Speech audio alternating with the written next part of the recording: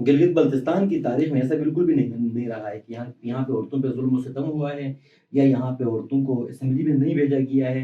मैं हुंजा की मिसाल दे दूंगी। हुंजा तकरीबन 100% एजुकेटेड में बच्चियां खवातीन हैं, असेंबली में क्यों नहीं आती हैं, जब इलेक्शन क्यों नहीं लड़ती है। लोड शेडिंग का बहुत बड़ा मसला है और हमारे जो दरिया है वहाँ पे हमारी हुकूमत ने बहुत बड़ी बड़ी लाइटें लगाई है। 150 वाट की एक लाइट है, रात को दरिया पे रोशनी है लेकिन घर में बच्चे पढ़ते हैं उनके पास रोशनी नहीं है। अब यहाँ पे बदकिस्मती से हमारा ये है कि जब से ये लोकल बॉडीज के इलेक्शंस नहीं हो रहे हैं तब से हमारे पास पैराशूट के जरिए हमारे पास जो इलेक्टेड जो मेंबर्स हैं वो आते हैं और उम्मीद ये है कि 2023 में बल्दियाती इंतखाबात भी होंगे और जनरल इलेक्शंस भी का भी इनेकाद होगा।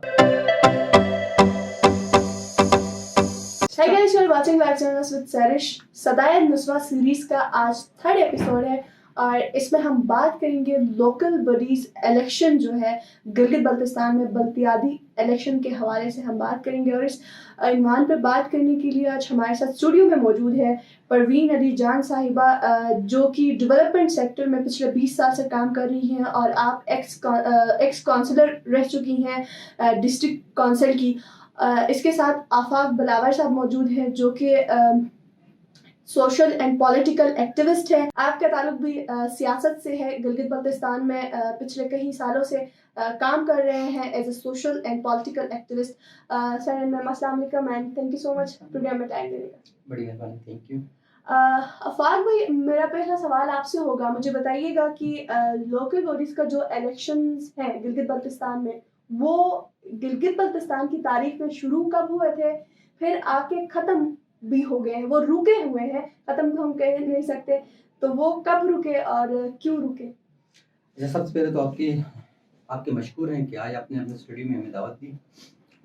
ये गिलगित बल्तिस्तान की जो लोकल बॉडीज इलेक्शन थी वो 1970s से ये शुरू हुए थे और पंजाब का ऑर्डिनेंस एक्ट था 1979 का, उस पर ये इलेक्शंस पहले होते थे। लेकिन बदकिस्मती से ये हुआ कि 2004 में आखिरी दफ़ा इलेक्शन हो गए, उसके बाद कोई इलेक्शन नहीं हुए लोकल बॉडीज के। 2009 के बाद तकरीबन हमारे जो लोकल कौंसिल के मेंबर्स थे वो ख़त्म हो गए और उसके बाद 2014 में हमारे लेजिस्लेचर्स थे, मेंबर्स थे, लॉयर्स थे, सोशल एक्टिविस्ट थे, सोशल मीडिया एक्टिविस्ट थे, उन सब लोगों ने मिलकर एक एक्ट पास करवाया हमारे असेंबली से। लेकिन बदकिस्मती से ये हुआ कि वो एक्ट आज तक इम्प्लीमेंट नहीं हो सका। तो इसके बहुत सारी वजूहात हैं उसके इम्प्लीमेंट नहीं होने के। तो हम कोशिश कर रहे हैं उस पर चीफ कोर्ट ने 2021 में मेरी अपनी पिटीशन थी बल्दियाती इंतखाबात के हवाले से, तो एक ऑर्डर भी जारी हो गए थे कि आप एज सून एज पॉसिबल जो हैं वो बल्दियाती इंतखाबात का इनेकाद करवाएं। उसके बाद कोई इंतखाबात का इनेकाद नहीं हो सका तो फिर मैंने इम्प्लीमेंटेशन के लिए मैंने दरख्वास्त दी, तो इम्प्लीमेंटेशन के भी ऑर्डर जारी हो गए। लेकिन बदकिस्मती से फिर से हमारे जो मौजूदा सीएम साहब हैं खालिद खुर्शीद, वो मेरी पिटीशन के ख़िलाफ़ सुप्रीम अपीलेट कोर्ट चले गए, जहां उन्होंने अपील की। अपील करने के बाद 6 महीने तक तो कोई पेशी नहीं हुई, हमें कोई नोटिस जारी नहीं हुई। जब 6 महीने के बाद दोबारा हमें जब नोटिस जारी होते हैं, फिर हमारे सीएम साहब दोबारा दरख्वास्त देते हैं कि मैं अपनी अपील वापस लेना चाह रहा हूँ। तो उस पर फिर हमने वजह ये थी कि वो नहीं चाह रहे थे कि वो इंतखाबात के इनेकाद करा सकें, और फिर जो कोर्ट्स होते हैं, अदलिया होती हैं, वो अवामी मफादात, कौमी मफाद और आवाम के लिए फैसले करती है। तो उन्होंने रवैया देखा कोर्ट्स का, जज साहब का, वो जब वो भी ऑर्डर बल्दियाती इंतखाबात का कराने के हामी थे, तो उस पर उन्होंने दोबारा कोशिश की कि वो केस को ही वापस ले ले। तो उस पर हमने कहा सर ये तो तौहीन अदालत है, ये तो अदालत को कुछ समझते ही नहीं है। पहले तो इन्होंने अगर ये अपनी अपील वापस लेते हैं तो इन्होंने पिछले जो साल 1.5 साल इन्होंने जो टाइम ज़ाया किया है, ये उस वक्त इलेक्शन का इनेकाद करवा सकें। लेकिन यहाँ मैं अदलिया का भी शुक्रिया अदा करूँगा, वज़ीर शकील साहब हमारे जो जज साहब थे उनका भी शुक्रिया अदा करूँगा कि उन्होंने न सिर्फ बल्दियाती इंतखाबात बल्कि हमारे जो जनरल इलेक्शंस हैं उनके लिए भी उन्होंने कोशिश की कि वो 2023 में वो भी हों। और उस पर उन्होंने ये है कि सब पॉलिटिकल जो पार्टीज़ हैं پیپل پارٹی ہو گئی, آپ کی مسلم لیگ ہو گئی, اسلامی تحریک ہو گئی, MWM ہو گئی, جمعیت علماء اسلام ہو گئی, سب کو نوٹس جاری کیے ہیں کہ آپ لوگ اپنی ویوز سبمیشنز سبمٹ کریں کہ آپ لوگوں کے کیا خیالات ہیں, آپ لوگوں کا اپنا منشور کیا ہے کہ 2023 میں جو نا الیکشن ہونے چاہیے کہ نہیں ہونے چاہیے. اس پر بہت ساری پولیٹیکل پارٹیز تھی, انہوں نے اپنی سبمیشنز جمع کروا دیے ہیں, اور امید یہ ہے کہ 2023 میں بلدیاتی انتخابات بھی ہوں گے اور جنرل الیکشنز بھی کا بھی انعقاد ہوگا. میم آپ بتائیے گا کہ یہ جو لوکل باڈیز الیکشنز ہیں ان کی کیا افادیت ہے اور کیا اہمیت ہے, یہ کیوں ضروری ہے؟ اس میں ایسا ہے کہ ظاہری بات ہے, آپ پہ بنیاد کے بغیر تو گھر نہیں بنتا ہے. بالکل. تو لوکل گورنمنٹ کا ایک حساب یہ ہے کہ آپ کی بنیاد ہے. آپ اگر این اے لیول پہ جاتے ہیں تو جب تک آپ بلدیاتی اداروں میں جب تک آپ نہیں جائیں گے, آپ اوپر سے جب آپ گھر بنائیں گے تو آپ کا بنیاد جو ہے وہ مضبوط نہیں ہوگا. اس طرح کی ایک چیز ہے. اس طرح کی بلدیاتی الیکشنز نہیں ہونے کی وجہ سے بہت سارے کام سفر ہے. میں اسپیشلی خواتین کی بات کروں گی. بہت ساری ہماری بہنیں جو ہے چھوٹے مطلب ویکیشنل سکولز جہاں کیونکہ پانی کا جو مسئلہ ہے اسپیشلی خواتین کے لیے ہوتا ہے, وہ نیچے جا کے دریاؤں سے پانی سردیوں میں لے کے آتی ہے. ان کے لیے چھوٹے واٹر ٹینکس اپنے ADP کے اس سے بنوا لیتے تھے. اچھا, پھر لنک روڈز کی جب بات کرتے ہیں تو وہاں پہ بھی خواتین کا ظاہری بات ہے چلنا ہوتا ہے چھوٹے بچوں کے ساتھ. یعنی اس کی بات ہے کہ وہاں پہنچنے کی بات ہے. اور اس کے ساتھ ساتھ یہ ہے کہ جہاں کہیں پہ اگر سکولز نہیں ہے ایجوکیشن سائٹ پہ, تو وہاں پہ مطلب ADP جو ہماری ڈیولپمنٹ فنڈ ہوتی ہے اس سے ایک ٹیچر کو ہم تنخواہ دے دیتے تھے پر منتھ, اور سال میں مطلب وہ ٹیچرز جو ہے وہاں پڑھاتی تھی. پھر گورنمنٹ کے ساتھ بھی مل کے ہم ادھر ادھر سے کچھ نہ کچھ کر کے ان ٹیچرز کے لیے کوئی مطلب یعنی فنڈز کہیں نہ کہیں سے ان کے لیے ایز اے تنخواہ ہم دلوا لیتے تھے. افاق بھائی آپ مجھے بتائیے گا کہ جو بلدیاتی انتخابات ہیں, اور اگر ہم جنرلی بھی پالیٹکس کی بات کریں تو وہاں پہ یوتھ کا کیا کردار ہے, اور اسپیشلی یوتھ پہ پھر آ جاتے ہیں تو کہ ویمن کی جو پارٹیسپیشن ہے ہمارے یہاں پالیٹکس میں وہ بہت کم ہے اور نہ ہونے کے برابر ہے. تو اس میں خواتین کا اور پھر جو یہ جنرل یوتھ ہے ان کا کیا رول ہو سکتا ہے؟ یہ بہت اہم سوال ہے.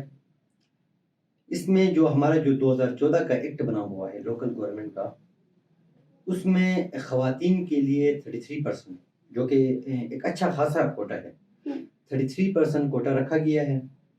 اور اس میں اسپیشلی یہ لکھا ہے کہ جہاں پہ 33% کوٹا امپلیمنٹ نہ ہو سکے, جس طرح ہمارے بہت سارے ایریاز ہیں ڈسٹرکٹس ہیں, وہاں پہ اگر وہ چیز نہ ہو سکے, ان کی نمائندگی نہ ہو سکی, تو وہاں کے جو الیکشنز ہوں گے وہ کل عدم ہوں گے.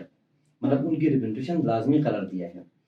اب جہاں پہ آپ نے یوتھ کی بات کی ہے, تو جس طرح میڈم صاحبہ نے بھی عرض کیا کہ گراس روٹ لیول پہ جب آپ کی لیڈرشپ جو آتی ہے وہ گراس روٹ لیول سے آتی ہے, نیچے سے اوپر. اب یہاں پہ بدقسمتی سے ہمارا یہ ہے کہ جب سے یہ لوکل باڈیز کے الیکشنز نہیں ہو رہے ہیں, تب سے ہمارے پاس پیراشوٹ کے ذریعے ہمارے پاس جو الیکٹڈ جو ممبرز ہیں وہ آتے ہیں. آج بھی موجودہ اسمبلی میں بھی آپ دیکھیں تو بہت سارے لوگ ایسے ہیں جن کو سیاست کے البیت سے وہ لوگ واقف نہیں ہیں. انہوں نے کبھی بھی اسٹوڈنٹ پولیٹکس نہیں کیے ہیں, انہوں نے کبھی بھی لوگوں کے مسائل کا ان کو پتہ نہیں ہے. اب 2 منٹ کے میں آپ کو اگر مثال دوں تو گلگت شہر میں آپ بھی رہتے ہیں, گلگت شہر میں ہمارے پاس گھر میں لائٹ نہیں ہوتی ہے, لیکن لوڈ شیڈنگ کا بہت بڑا مسئلہ ہے. اور ہمارے جو دریا ہے وہاں پہ ہماری حکومت نے بہت بڑی بڑی لائٹیں لگائی ہے, 150 واٹ کی ایک لائٹ ہے. رات کو دریا پہ روشنی ہے لیکن گھر میں بچے پڑھتے ہیں ان کے پاس روشنی نہیں ہے. ہمارے جو فٹ پاتھ ہیں, ہمارے جو محلے ہیں وہ ویسٹیج سے بھرا ہوا ہے. لیکن ہمارے جو بیوروکریٹس ہیں, کیونکہ یہ سارے جو فنڈز ہیں اس وقت آپ کے ڈیولپمنٹ کا جو فنڈ ہے, آپ کے جو اسسٹنٹ کمشنر ہے, آپ کے ہوم سیکریٹری ہے, آپ کے چیف سیکریٹری ہے, سارا جو آپ کا لوکل گورنمنٹ کا فنڈ ہے سارا ان کے پاس ہے. اب وہ لوگ کیا کرتے ہیں, وہ لوگ کوئی چوک چوراہا بنا لیا, کوئی پل پہ لائٹنگ لگا دیے, کوئی 2-4 بلب لگا دیے, کوئی کسی پل پہ انہوں نے پینٹ کر دیا, اور سارا جو آپ کا لوکل گورنمنٹ کا جو فنڈ ہے وہ سارا وہاں پہ صرف ہو گیا. اب اس سے ہوا کیا ہے، اس سے 2009 کے بعد آپ کے گلگت سٹی اور باقی پورا گلگت بلتستان جہاں پہ بھی آپ دیکھیں گے تو آپ کو بالکل بھی ڈیولپمنٹ کا کام نظر نہیں آئے گا. آپ کے فٹ پاتھ کچے ہیں، آپ کے پانی کا مسئلہ ہے، آپ کے نکاسی کا مسئلہ ہے، آپ کی لائٹنگ کا مسئلہ ہے، مطلب سارے مسائل جوں کے توں رہ گئے ہیں. اب جب یوتھ آئے گی، یوتھ جب گراس روٹ لیول سے آئے گی، ہمارے بیچ سے ہی آئے گی روٹ. میں اگر کونو داس کی مثال ہوں تو کونو داس سے میری طرح کا ہی ایک نوجوان آئے گا جس کو کونو داس کے مسائل کا علم ہوگا کہ وہاں پہ ضرورت کیا ہے. اب امجد صاحب ہیں، امجد صاحب کو لائٹ کی ضرورت نہیں ہے کیونکہ ان کے پاس اسپیشل لائن آلریڈی موجود ہے. ان کو گندم کے آٹے کی ضرورت نہیں ہے سبسڈی، کیونکہ وہ لائن میں آگے کھڑے نہیں ہوتے ہیں. ان کو آٹا ان کے گھر میں لا کے پہنچا دیا جاتا ہے محکمہ خوراک کی طرف سے. تو اس طرح کے جو نوجوان آئیں گے گراس روٹ لیول سے، تو ایک تو ان کے جو مسائل ہیں ان کا حل ہوگا. دوسرا، آپ یاسین کے درکت سے ایک بندہ تحصیل یاسین کے سینٹر میں وہ نہیں آ سکتا ہے، وہ بھی اس سردی میں جب گاڑیاں نہیں چلتی ہیں، برف پڑی ہوتی ہے. چپرسن سے ایک بندہ گوجال گلمت تحصیل آفس نہیں آ سکتا ہے.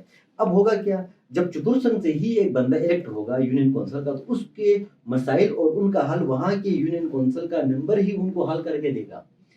تو جو یہاں پہ جو گیپ ہے ہمارا، اب ہر بندہ کو وزیر بیگ نہیں ملتا ہے، وہ اویلیبل نہیں ہے، اس کی اویلیبلٹی نہیں ہے. وہ گلگت میں ہوتا ہے، وہ یا اسلام آباد میں ہوتا ہے، وہ اس کو کبھی گوجال جانا نہیں ہوتا ہے. کوئی تقریب ہوئی تو کہیں جانا ہوا. تو یہاں پہ یہ ہوگا جو آپ کا گیپ ہے انٹو ریپرزنٹیشن اور عوام کے بیچ میں، وہ گیپ ختم ہوگا. اور جو یوتھ ہوگی، جو جس کے پاس سچ میں یوتھ لیڈرشپ کوالٹیز ہوں گی اور جس کو مسائل وہ آئے گا آپ کی لیڈرشپ. اور اس کے بعد یہ جو پہلے لوکل باڈیز میں آئے گا، بعد میں وہ آپ کی اسمبلی میں جائے گا. تو یہ جو کلوٹ ساز اسمبلی ہے، تب وہ یہ قانون ساز اسمبلی بن جائے گی.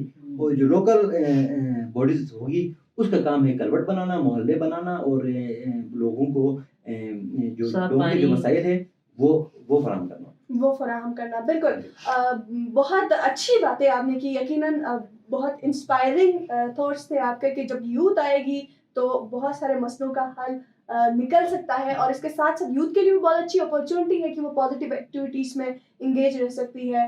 اور میڈم آپ بتائیے گا کہ خواتین کے لیے اسپیشلی گلگت بلتستان میں جو پولیٹیکل پارٹیسپیشن ہے وہ نہ ہونے کے برابر ہے، اور کچھ ڈسٹرکٹس میں تو بالکل بھی نہیں ہے، کچھ میں پھر ہے. تو اس کو کیسے انشور کیا جا سکتا ہے، خواتین کو پالیٹکس کی طرف کیسے راغب کیا جا سکتا ہے؟ اس میں اس طرح ہے کہ ٹوٹل گلگت بلتستان میں 10 ڈسٹرکٹس ہے. تو 10 ڈسٹرکٹس میں بھی کوئی 2-3 میرے خیال میں اس طرح کے ضلع ہیں جہاں پہ خواتین کی مطلب لوکل لیول پہ میں بات کروں گی، سیاست میں نہیں ہونے کا برابر ہے.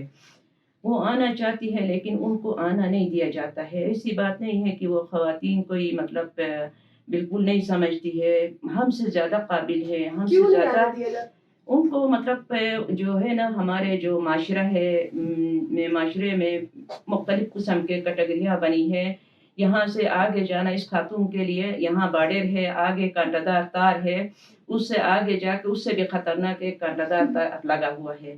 اس طرح کی چیزیں ان کے قانون میں، ہمارے میل حضرات معذرت کے ساتھ میرے بھائی، یہ چیزیں ان کو یا تو کہتے ہیں کہ ہمارے قبیلے کے رسم و رواج میں نہیں ہے، پھر ہمارے جو مذہب کے رسم و رواج میں نہیں ہے کہ خاتون جو ہے وہ آگے جا کے مردوں کے ساتھ بیٹھ کے وہ کام کرے گی. کیا کس چیز کا مسئلہ ہے؟ ہم سب کچھ آپ کے لیے گھر میں پرووائڈ کرتے ہیں، تو آپ کو گھر سے نکلنے کی کیا ضرورت ہے؟ اس طرح کی چیزیں ہوتی ہے. یعنی اس کے لیے نا دائرے بنے ہوئے ہیں. خواتین آنا چاہتی ہے، جہاں پہ زیادہ پڑھی لکھی خواتین ہیں ان کے لیے بھی یہی مسائل ہے. میں ہنزا کی مثال دے دوں گی. ہنزا تقریباً 100% ایجوکیٹڈ میں بچیاں خواتین ہیں. اسمبلی میں کیوں نہیں آتی ہے؟ جنرل الیکشن کیوں نہیں لڑتی ہے؟ یہی وہاں پہ بھی یہی مختلف قسم کی وہ بنی ہوئی ہے کہ نہیں، آپ نے الیکشن کمشنر کے آفس اپنے کاغذات لے کے نہیں جانا ہے. وہاں یہ محدود وہ مسائل ہے.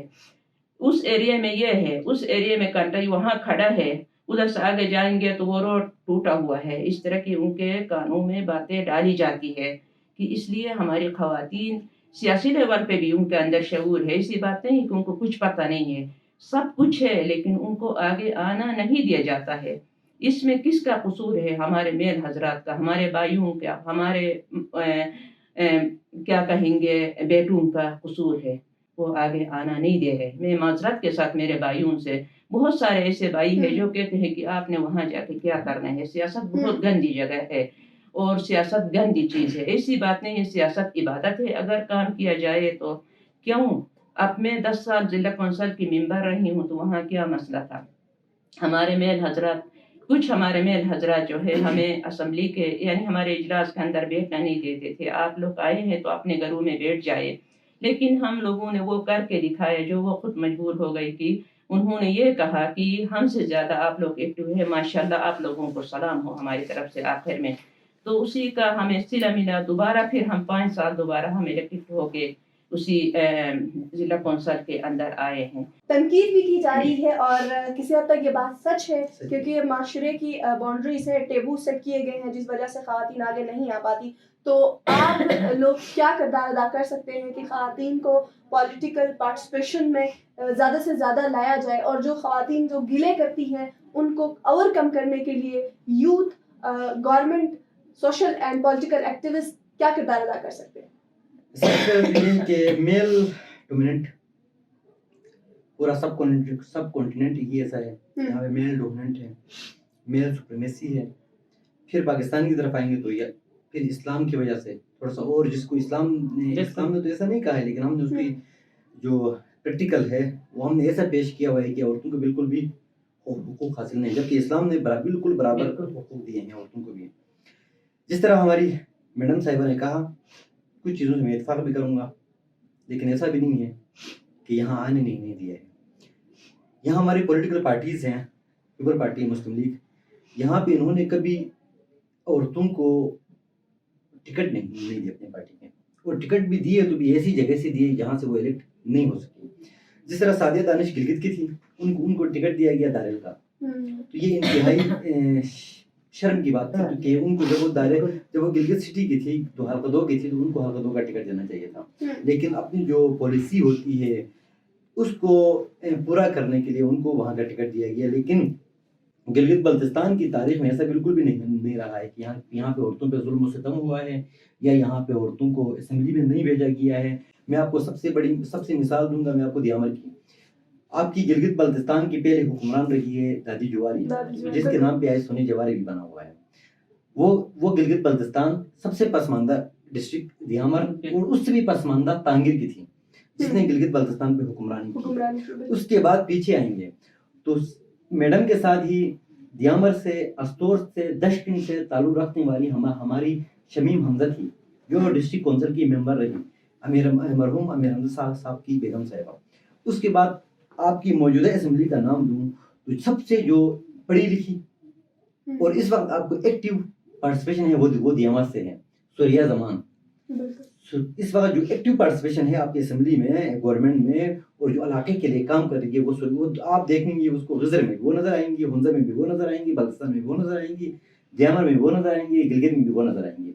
اب آپ خود دیکھیں کہ جہاں پہ 100% لٹریسی ریٹ ہے وہاں کی ایک نمائندے کی دلشاد بانو، آپ اس کو کمپیئر کریں 2% لٹریسی ریٹ عورتوں کا ہے دیامر میں، آپ کو پتہ چل جائے گا کہ لٹریسی ریٹ اصل میں کہتے کسے ہیں.